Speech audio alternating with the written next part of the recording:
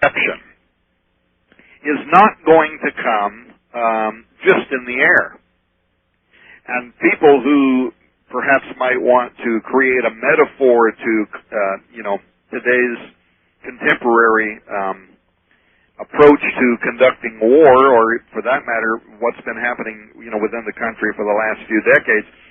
War, when it is strategized correctly, happens in the air, on the land, and in the sea. And under the earth. Well, in the spiritual sense, it also happens under the earth.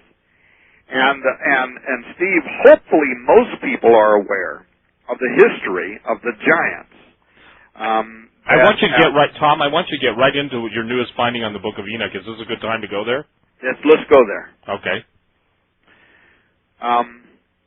The giants walked upon earth, and how that various ancient texts tell us about the Watchers, these 200 very powerful angels who left their plane of existence, and they came down to the earth in the days of Jared, and they took women and animals through which they produced this unearthly offspring called Nephilim, the giants, and how that eventually that sin against God's divine order led to the judgment of the flood.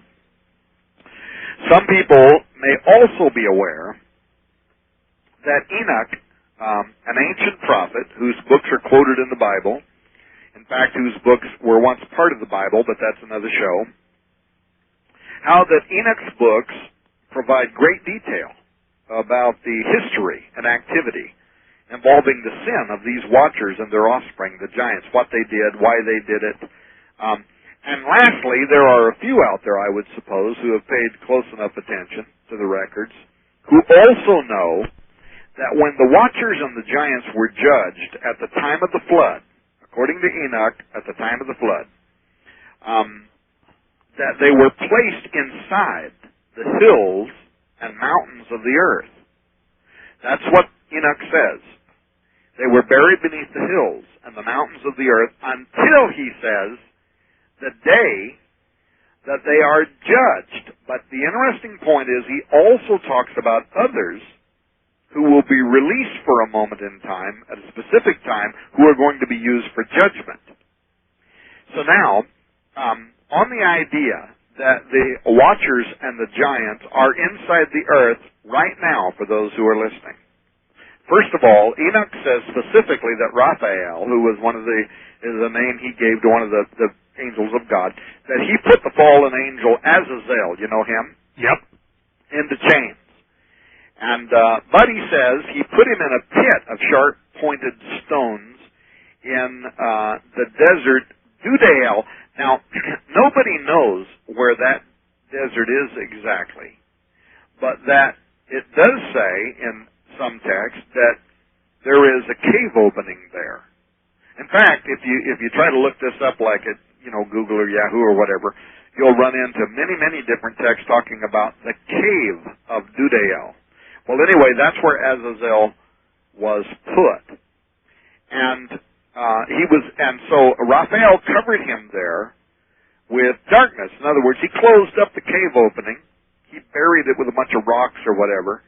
And Enoch says that he is going to remain there until the day of judgment, when he is going to be thrown into a fiery pit of hell and of judgment, and the earth will be healed of the corruption that he and those who were with him contrived upon the earth. Now, one of the little interesting side notes, I won't spend any time on this, but the Jews, they actually believe that Azazel, he remains there in that cave, but that he's actually a demon, and he receives the scapegoat that's burdened with Israel's sin when it's pushed over the cliff. Did you know that? Yep, I read that one time. Anyway, following Azazel being placed inside the earth, inside the cave there that's at Dudael, the others who participated with him, and also their offspring, the Nephilim, Enoch says that they were bound. We talked the other day about the magic cassetot. He says that they're bound, they're pinned down under the hills of the earth. That's exactly what Enoch says. That's an exact quote. Under the hills of the earth. In fact, the rest of that verse says, where they will remain for 70 generations until the day of judgment. End quote. Now, Steve, this is where things start getting really interesting. And astonishingly, as many times as I had read this text, I never saw this until this week, and I emailed you and I said, Steve, I have found something astonishing, and I triple checked myself on this to make sure that I was correct. Many people mistakenly believe that all of the spirits of these giants went into everlasting chains of judgment, never to be released again, right? Right.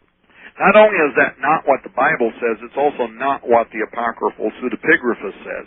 For instance, in the book of Jubilees, chapter 10, verses 7 through 12, it talks about the malignant evil ones. These are the spirits. If you read the whole text, this is very clear. Sure, and those are the ones Paul's talking about in Ephesians 6, too. That's exactly right. These are the spirits of the Nephilim who were destroyed in the flood. He says they were bound in the place of condemnation. Now, this is interesting to me. There is a place, and it is the place called condemnation. It's a specific place. It's a specific location. They were bound there.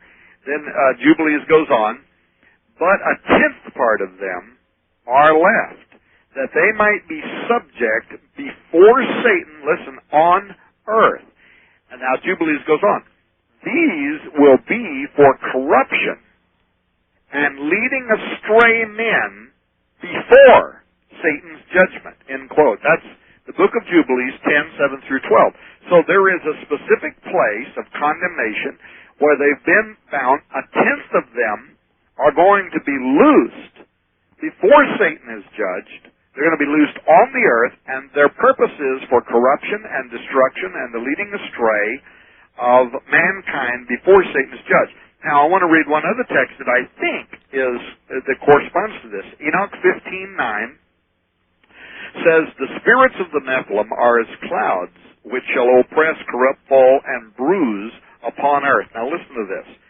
They shall be concealed, and shall not rise up against the sons of men until they come forth during the days of slaughter and destruction. Enoch 15:9.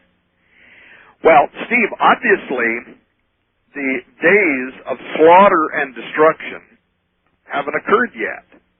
They're still concealed.